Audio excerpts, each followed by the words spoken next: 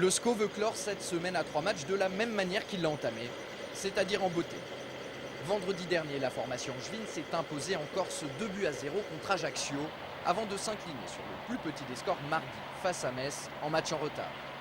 Alors pour la réception d'Arles-Avignon, demain soir à 20 h au stade Jean-Bouin pour le compte de la 24e journée de Ligue 2, les hommes de Jean-Louis Garcia veulent rétablir l'équilibre et empocher les 3 points.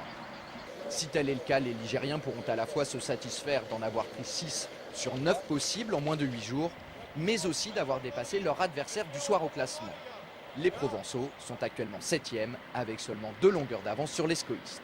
Il faut vite se remobiliser, garder un gros moral pour essayer de faire 6 points dans la semaine, ce qui nous permettrait de nous maintenir à 2 points de moyenne sur les 8 derniers matchs, ce qui serait très intéressant. C'est important de pouvoir gagner des places à chaque journée. Donc voilà, si on prend les 3 points, c'est déjà qu'on passe devant eux. Donc déjà, ça c'est une motivation supplémentaire pour ce match. Et voilà, on aura à cœur de tout simplement gagner parce qu'on a toujours envie de gagner les matchs.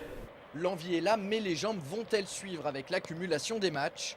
C'est la question que nous avons posée à Prince Onyangé, titulaire lors des 2 précédentes rencontres de la semaine.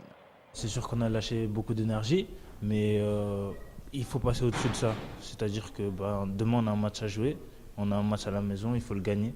Donc physiquement, si on n'est pas bien ou quoi, il faut passer au-dessus de ça. À un moment donné, mentalement, c'est dans la tête. Donc il faut se dire qu'on a un match, c'est 90 minutes, 95 minutes et il faut le gagner. Donc après, on va se donner les moyens pour. Donc après, j'espère que ça sera favorable pour nous. Justement, le mental, parlons-en.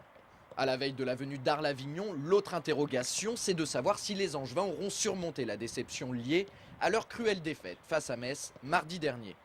On a posé la question à Jean-Louis Garcia. Vous allez voir, cette fois-ci, le technicien angevin semble passablement irrité au moment de répondre. On verra demain.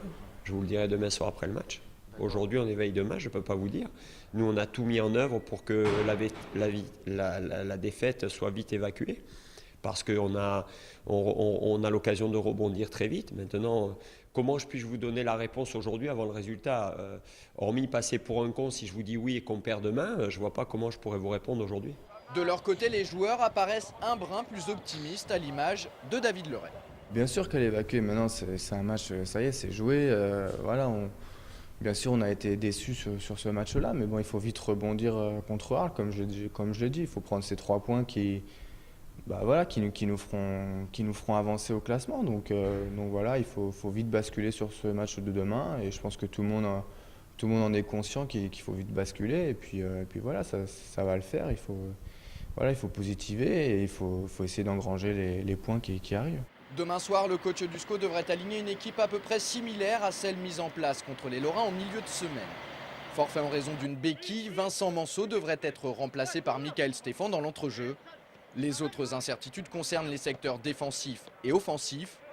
Derrière, David Leray pourrait être titularisé sur le côté droit à la place de Martin Fall. Malik Couturier et Thomas Mieniel sont en concurrence pour le poste de central gauche.